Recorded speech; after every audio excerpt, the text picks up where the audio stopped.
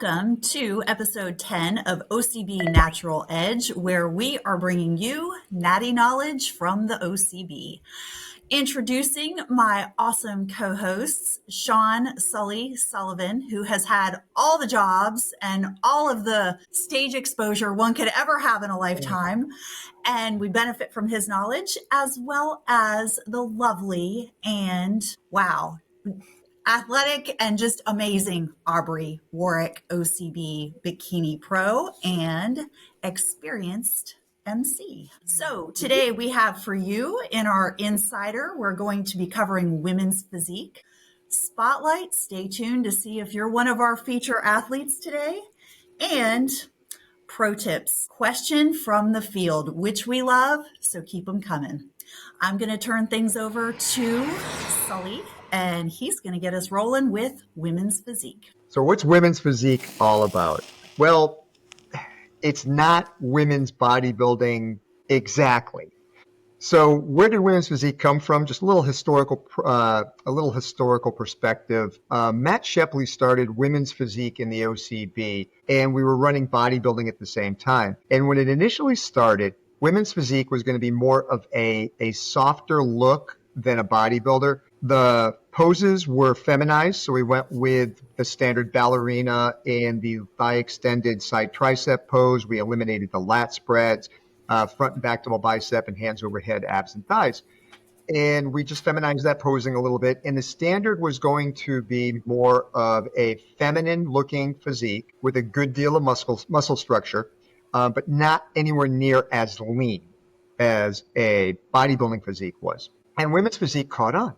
And bodybuilding numbers in the OCB just kept going down and down and down. And so we slowly revised the standard to give it a harder and harder and harder look, and to the point where we would offer women's bodybuilding. And in the OCB, we'd get very, very few competitors, and women's physique was really catching on. So that's kind of the history of where women's physique came from for us. Now, what does women's physique mean in OCB now? Well, what's the first thing I always like to start with? The symmetry. So we're going to start with women's physique on that. So where there are some similarities, if you do the silhouette test between figure and women's physique, there are a few nuanced differences. We want to see a little bit more density in the lower body. So we're looking for, more density and more development in the arms and across the upper chest. So just for physique balance purposes, that alone is the differentiator on just your overall look. So you can be a very successful figure competitor, take some time off, take a year to do extra chest and arm work, maybe add a little bit more thickness to the legs, and then transition into women's physique and do quite well. As a matter of fact, there's a certain Yorton Cup champion who won figure 1 year and then came back to defend her title and blew all of our minds when she jumped in women's physique and won that. And so that's Jessica Powell. She's our only two-time Yorton Cup champion to win two different categories. So you can do that. And I was talking to her a lot about what were the nuanced differences. And she said she had to add a little more thickness in her upper back as opposed to sticking more with the width like you'd see in figure. So she had to do some more trap work and a little bit more rowing type movements as opposed to more of the pull down movements. And then she added a lot more muscle size to her arms and more to upper chest. And she made the transition very, very easily. But she also said that the level of definition, which is the next thing we're going to talk about, was a lot greater. Now, when we started women's physique, we wanted clean lines. When we got rid of bodybuilding per se, the level of definition went to the most extreme level of definition out of all the female categories. Here, like men's bodybuilding, we want to see those striations. We want to see cross striations in the glutes. Some women can get them. Some women can't. We want to see the feathering in the thighs, a really overall grainy look, striations and detail across the upper pec, striations and details across the shoulder region, Christmas tree lower back, all of those things that you would see in a male bodybuilder. And last but not least, the size component. It still needs to stay feminine and balanced. So the only way I can really combine it to a male category now, aside from the posing, is if classic bodybuilding ever merged with classic physique ever merged with bodybuilding, that would be the physique you want to see for female. on the women's physique category. So you want to see a very balanced physique, no muscle imbalances, good balance top to bottom, good fullness and detail while maintaining a very feminine looking physique with a high level of detail. And the other cool thing about it is you get to take the shoes off. What is it you always say, Aubrey? Become one with the shoe or something like that? Yeah, become one with the shoe, and I just become one with the floor, with the stage. Also, the routine's different. You get to do a routine. Routine lengths vary from show to show, depending on numbers. Some promoters have to limit the routine time down, but you get to do your own creative routine, things like that. The only other thing I can say about women's physique is, ladies, we need more of you. We don't, like some shows, we don't have women's physique classes, or there'll be one or two competitors. Other shows, there's 5 or 6. But the crazy thing is when you get to the pros, pro women's physique competitors compete. Every time there's a pro show, there are full classes. I mean, at the Yorton Cup, we have 3 full classes. I think we had like close to 30 this past year. I know our numbers are we're already getting tons of entries into this year's Yorton Cup, so it's going to be bigger than last year. And a lot of them coming in are women's physique. So when you guys get there, you compete at the highest levels. But I'd like to see more. What are some things you guys are seeing in the women's physique category? I'm just seeing, and you're right, they do show up. When they show up, they show up. And I mean stage presentation and everything. Something that's been really nice to see in the evolution of women's physique is that they're meeting the conditioning standards a lot better. And the muscle size, I think, has grown. These athletes, we used to see some that were maybe a lot leaner and more slight of frame, but these frames are filling out in physique. And I've watched that evolution over the better part of the past decade. So I think competition breeds evolution, and that's what's happening in this awesome category. Yeah, I think that's perfectly put. And I would honestly echo the same. I mean, this is a bit out of my wheelhouse. This is just through observation where you do see at amateur shows when women show up and they're just kind of getting their feet wet with physique. And it's either one of two things. They are very conditioned, but they need to have more mass, or they have the mass and they really do need to work on conditioning. And when they get a taste of it and they're becoming more practiced, then you can start to see the potential.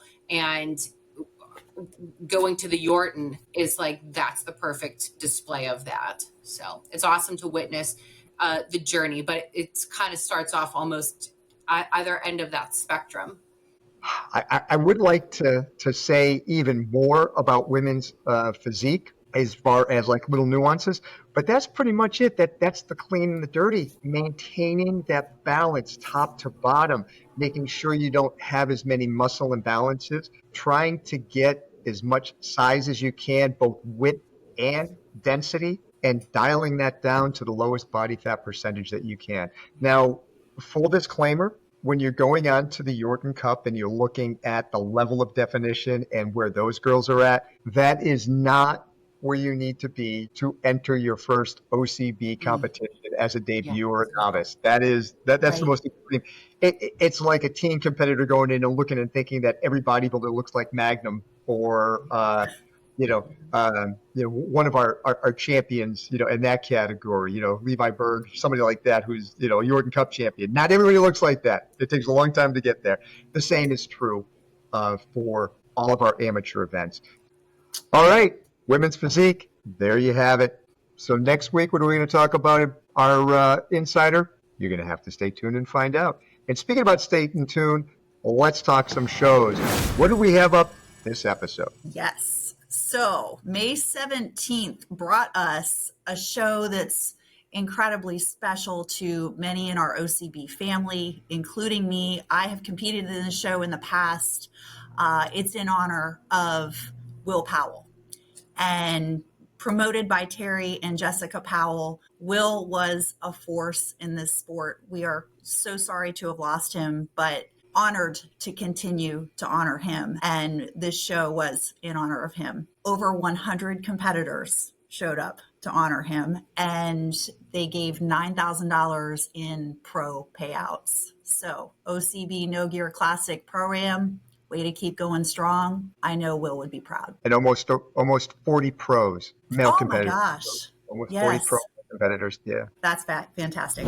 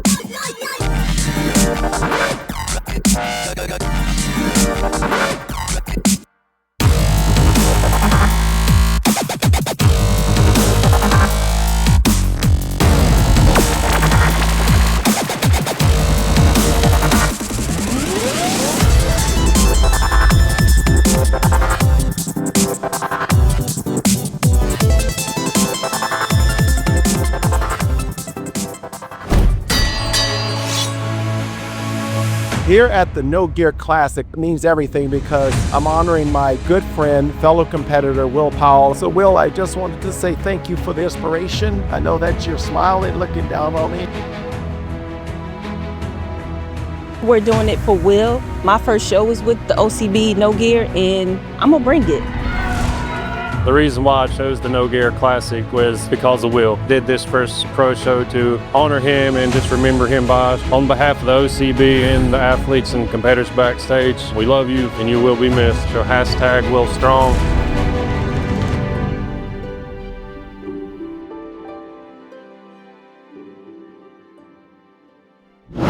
All right. Also, that same weekend was Joe Franco's New Jersey National Open in Burlington, New Jersey. And this was a pro qualifying show.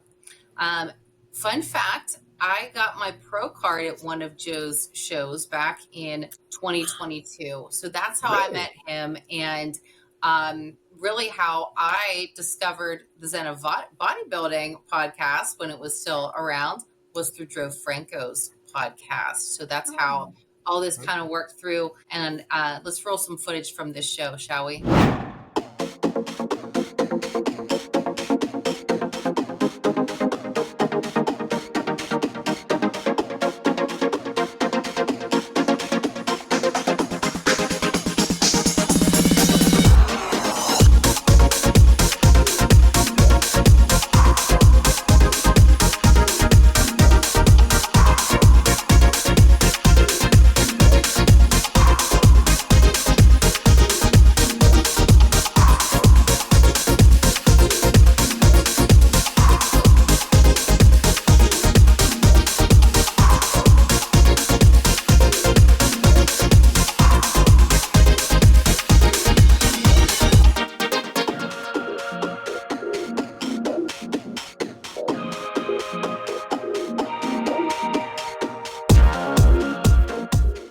All right, now it's time to spotlight some competitors. Hey, I hate to be the greedy guest, but I love going first on these because I've been meeting some really great people. And again, one of our avid listeners from the Edge, met him at the Treasure Coast down in Florida, and that was Ashlin St Justist. He competed in the men's classic physique category and won his pro card. Now, this was his third OCB event, so he's somebody who's been working his way up. Great proportions. He has the smallest waist I have seen on a classic physique competitor in my entire life. I think that my calf and his waist are the exact same size. Well, on perfect symmetry, great posing, great display. And I'm hoping he's going to make his pro debut at the Hall of Fame in the men's classic physique pro category. But if not, he definitely said he's going to be at the Yorton Cup. Somebody to watch as he adds a little bit more density and fills out. He is definitely somebody that can be challenging for some of those top pro positions as we move forward. Oh, that was Ashlin St Justist. Ashlin, if I'm saying your name wrong, I'm sorry. Hyphenated names confuse me, but the physique is there. All right, next, we'd like to feature a bikini teen competitor, Chloe Rupsa, and she just had a great show season. The bikini teen debut, she got novice overall and won her class in Open Class A. And this was all at the OCB Eclipse in Colorado. I had the opportunity just to do a little research on the socials with Miss Chloe, and she's such an impressive young person, what she's displaying. It is impressive from the standpoint, because I think back about myself when I was a teen and I thought, what the heck was I doing? And I was, times were so different then. And one thing that I took away from her social media, if I may, is she definitely has a competitive spirit and she prides herself on stellar posing, and you could see that. So way to go, Chloe. Looking forward to seeing just so much more of you, and you have such a beautiful competitive career ahead of you. And for my competitor spotlight, I cannot let one more episode go without highlighting this athlete. It is Magnum McRae. Magnum, if you didn't already know, is a 4-time Yorton Cup champ. And you know, if I could go back in time, I think I would tell the OCB staff that they needed to buy those trophy plaques in bulk with his name on it. Because who knew he would have these, four honors as Yorton Cup champ in bodybuilding. I know Magnum a little bit personally too. And if you walk up to him to hug him and say hello, it is like hugging steel. So if you picture what it's like to hug steel, that's Magnum. On stage, I will say that his cross striations have cross striations. It is really something to behold. I don't think that the YouTube videos or even the photos always do it justice, but if you have a chance to see him in person, go. Off stage, I always see that man with food in his hand. He's always eating, and well, he should be. He's got a ton of muscle to support. I have such respect, honestly, for him and his wife, Jackie, what they've both accomplished on stage and off stage as promoters.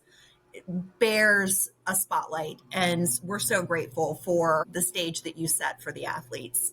Only power too. Yeah. They are truly a power couple in the literal sense. Yes. And so we've heard of 2-peat. We've heard of 3-peat. I think Magnum's lined up for a penta-peat, if there's such a thing. I like that. I don't know. I'd love for you all to comment below. We've got question marks around here as to whether or not Magnum's going to be in this year's Yorton Cup. What do you all say? Well, here, if I can incentivize, here's a flash surprise. This is this year's medal that we're giving out at the Yorton Cup. So brand new custom medal, 6-inch. And as you can see in this graphic, the relief of Chet Yorton is so perfect. It's the 20th anniversary. We got bling coming out galore. So Magnum, if you're on the fence, you don't have one of these yet. All right. Yeah. I mean, it's amazing how we go this many episodes, 10 episodes in, without bringing up Magnum. But part of it is just because he's such an awesome fixture in the OCB, and B, he's just so humble. I mean, he's at shows all the time, and you don't even know he is there because he doesn't look for the spotlight. He doesn't crave the attention.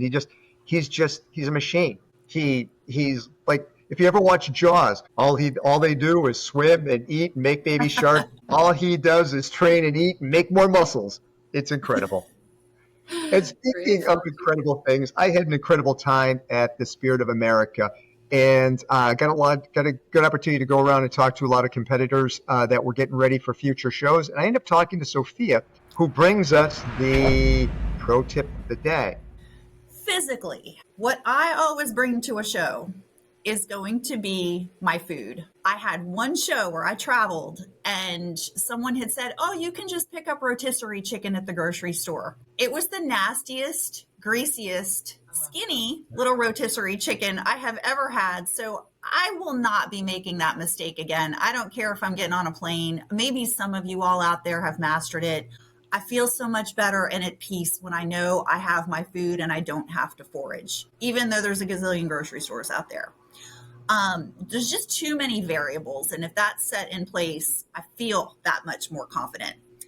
And while I could, list you everything that's in my competition bag or bags, if I'm being honest, I think the other important thing that I take is something mental and psychological. And that's the thought that anything can and could and will happen. So if you're prepared for the unexpected, you're going to be that much better prepared when a surprise happens. Right. Yep. Okay. So that's my 2 cents on what I bring physically and psychologically. Okay. I love that, Judy. So what I recommend, my pro tip, always bring to a show is a cowbell. And if I don't leave home without my cowbell, because let's say, for example, I'm only bringing my husband to the show and I don't have a cheering squad, that cowbell, it gets magnified.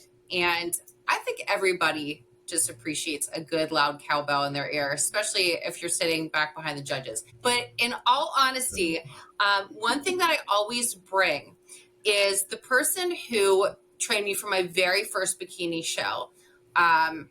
Such an amazing human being that changed my life forever. He sent me the speech, The Man in the Arena. And if you've never looked this up or read The Man in the Arena, it moves you. And every night before I compete, I read this speech and it brings tears to my eyes. It was a huge gift that he gave to me, that it just creates the emotion that it reminds me to let go of the fact that you're being judged. It's like, I'm not my body. I have a body.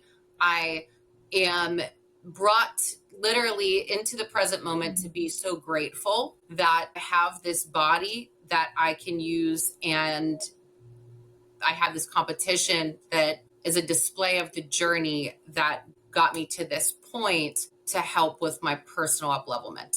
So I like it. You guys echoed a lot of what I always tell people to bring. Make sure you have enough food. Always make sure it's the same food you have been eating all the way along your diet. Don't turn around and suddenly say, hey, you know what? I forgot to bring food. I don't eat rice cakes. I'm going to eat rice cakes to pump up. And you find out that you have a bad reaction to rice cakes or whatever the food is. So a lot of that, make sure you have double of everything. I always try to bring an extra pair of posing trunks or whatever. So all the stuff that was already discussed, but some other things of importance that I always try to bring to every show, things you don't think about until after you get done with your first competition. I always brought a stack of wet wipes, because what's the one thing you want to do when you get done with the show? You want to go out and find someplace to eat, and you're covered in gunk and you're covered in crap. So if I had my baby wipes, the ones that you can at least clean yourself off. I always made sure that I had an extra T-shirt and an extra pair of something to wear, some type of sweatpants or whatever, that I kept in a Ziploc bag so they didn't get covered with oils, dyes, and all that other crap, so that when I left the show, I could just pop into the men's room, wipe myself down somewhat, dump all that into the trash can. Please do the promoter a favor. Don't throw that crap all over the place. Clean up a little bit after yourself, and then put on a nice clean T-shirt or sweatshirt or whatever, a nice clean pair. You'll feel like $1 million. And then you grab your awards and your bling, and you head off to Cheesecake Factory. Yeah, I bring it up a lot. It's my favorite restaurant. But you head off to Cheesecake Factory or Applebee's or Pancake Man or whatever it is you're going to go eat, and you feel a little bit normal. Because the first thing you want to do after a show is start feeling normal. So yeah, that would just be my tip. I would just bring some wet wipes and a clean Ziploc bag, a change of clothes, so that you can go out with your friends, family, whatever, and enjoy it without feeling sticky and icky. Bonus points for dark colors, because you're going to get some tan wiped off onto those. yes. Yeah, this is not the time to wear your favorite white shirt. No. Right. Same goes for your team supporting you. Your Yeah. parents and all the peoples, Yep. tell them no white shirts. Yeah. And this is why most of the promoters, when you go to an event, don't have white shirts that they're giving away Yeah. for the competitors. So that's our pro tips. I hope you enjoyed this episode. Hey, listen, we're really enjoying getting out there and mingling with the community. We're trying to feature athletes that come up to us when we're at events. So when you know one of us are at a show and you watch the Natural Edge, come, let us know. Let's try to feature you and highlight you in future episodes. In the meantime, please pass the word, hit the like, subscribe to the OCB channel, and as always, Be safe, train hard, and stay natural.